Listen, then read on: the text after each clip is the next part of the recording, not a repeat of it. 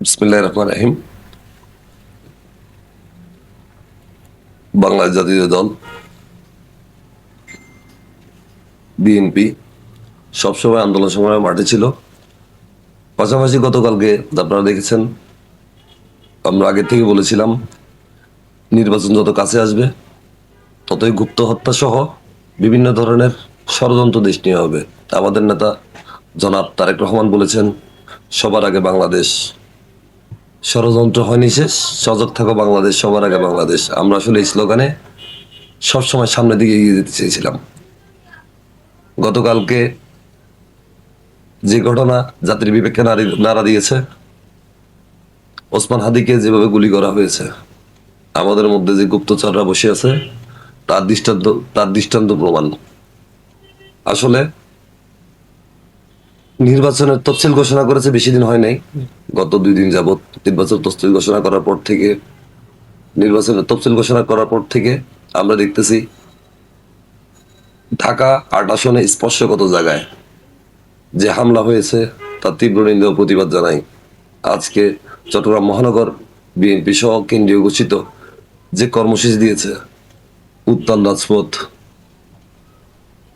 যেভাবে সাধারণ জনগণ সহ বিভিন্ন দলের নেতাকর্মীরা মাঠে নেমেছে, আমার মনে হয় ষড়যন্ত্র মোকাবেলা করার জন্য সর্বস্তরের জনগণ সবসময় প্রস্তুত।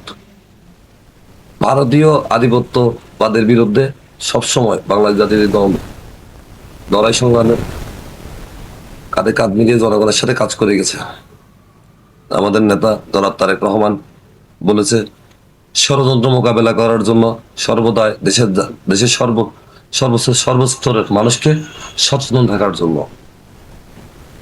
আমি একজন দেশের সাধারণ নাগরিক হিসেবে বলতে চাই, দেশের সুশৃঙ্খল ও দেশের যে ক্লান্তি লগ্ন, সামনে নির্বাচন, যে ধরনের ষড়যন্ত্র করতেছে বিভিন্ন এজেন্ডা বাস্তবায়নের জন্য,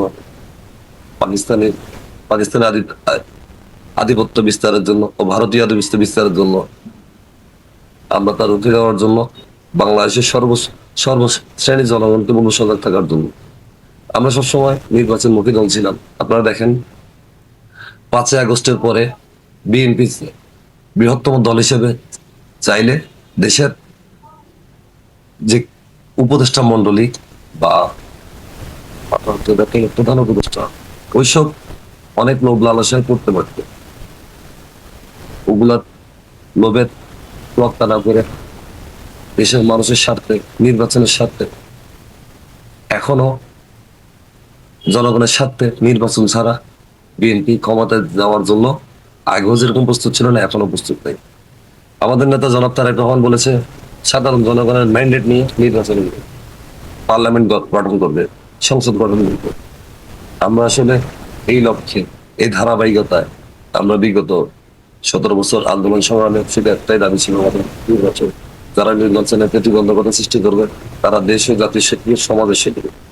আমরা চাই সামনে 12ই ফেব্রুয়ারি 2026 যে নির্বাচনের তফসিল ঘোষণা করেছে, সুষ্ঠু ও সুন্দরভাবে যাতে দেশের জনগণ, সাধারণ মানুষ যাতে ভোট দিতে পারে, ওই ভাবেই যাতে আমরা আগাতে পারি।